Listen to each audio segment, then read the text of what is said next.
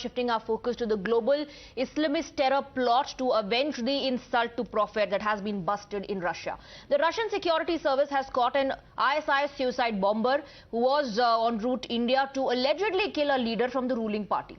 Times Now has accessed his confession tape where Asimov, the suicide bomber, reveals how he was radicalized to blow up himself in a bid to avenge the Prophet. Russian sleuths claim he was recruited in Turkey and then radicalized online and trained for a suicide mission. This sensational terror bust has the shields up of Indian security apparatus. While a red alert has been sounded, there has been a chorus to dismantle the Islamist mindset which is slowly poisoning India. Remember how open calls of Sar Tan Se Juda against Nupur Sharma were backed by the ecosystem which fanned Islamist fury in India. Now watch how they've enabled those today that have declared jihad on India. Yeah, Azam Mashar Khan Tahar Ola, Tisish, Dilso Binasa Farogado, the April, and Duetis Dwasit Farogod, Dal by At Amiro, Islam Sigastarsa, for Imia Yusuf Tajike. В 2022 году приходил специальную подготовку в Турцию. В 2022 году по указанию Юсуф Таджика я летел в Россию. Я приехал в Россию, откуда должен был выехать в Индию. В Индию меня должен встречать было и необходимые были встречать и дать все необходимые вещи для совершения теракта. По указанию исламских государства за оскорбление пророка Мухаммада. All right, let's go across. Srinjoy Chaudhary joining us in the broadcast with more details. Srinjoy, the suicide bomber is spilling the beans in this confession tape, he says, and makes it very clear that he wasn't clearly alone and that he was to be provided logistical support in India and that there was a meeting scheduled. So now the focus of the agencies would be on this local so-called network in India that was supposed to provide help to the suicide bomber. Undoubtedly, one suicide bomber from Central Asia, trained in Turkey, flying into India through Russia, will not be able to be an effective suicide bomber. He wouldn't even know where to go in New Delhi. He will need people in New Delhi, and those are the people who now have to be looked for. Now, who his contact was going to be in Russia, who would send him to Delhi is something we will need to know. And who his contacts in Delhi will be once he arrived is something also that has to be found out. Also, where is the material going to come from? The explosives, he's not going to bring it by the in a plane from Russia, from Moscow. It has to be scrounged in India. So who is going to provide that ammunition and that explosives? These are things that local investigation agencies will have to work out. These are the big issues. We now know his name, Asimov Mashatov. He is 30 years old. He has been trained in Turkey. He went to Russia. He believes that India, and wrongly, and very wrongly, that India has not been good with the Prophet. All of which is incorrect. This is clearly brainwashing. But the important point now is who were his Indian associates. We have to find that out. Absolutely. So just stay on with us. Let's play out some reactions from defense experts. I'll come back to you and we'll continue the discussion.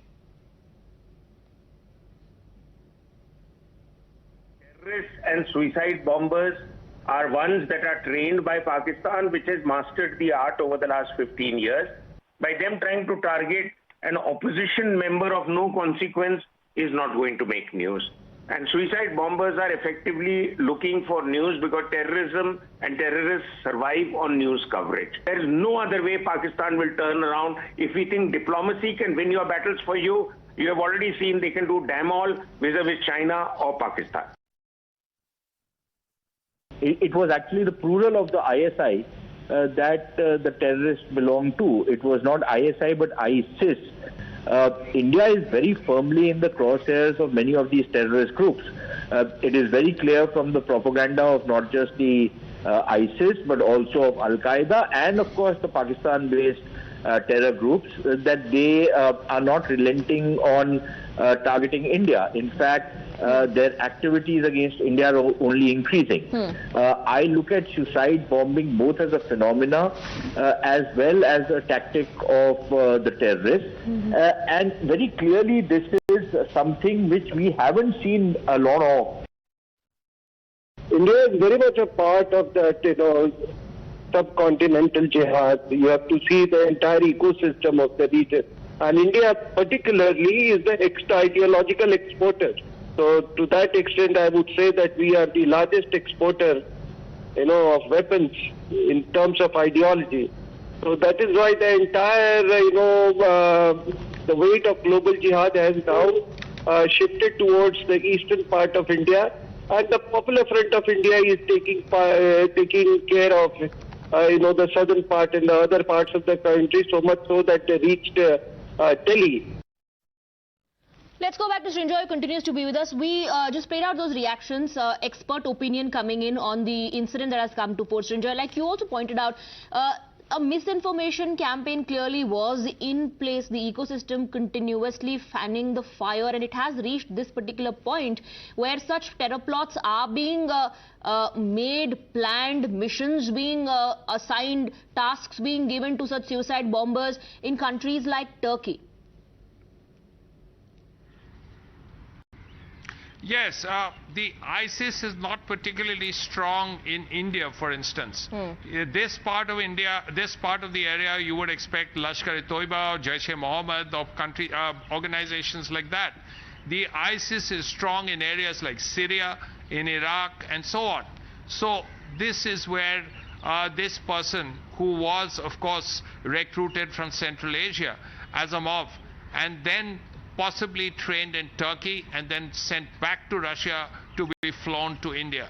So the ISIS is particularly strong in Syria and Iraq, and therefore in neighboring countries like Turkey. So as a result, you would expect a Central Asian to directly go to Russia, so it would be easier for him to fly into India. Now luckily for India, the Russian security agencies picked him up, and naturally after interrogation they have got all the evidence: who he is, where he's from, where he has been trained, why he wants to come to India. Everything is with us, except the rest will have to be figured out and investigated by the Indian agencies. Thank you very much, Srinjoy, for getting us those details.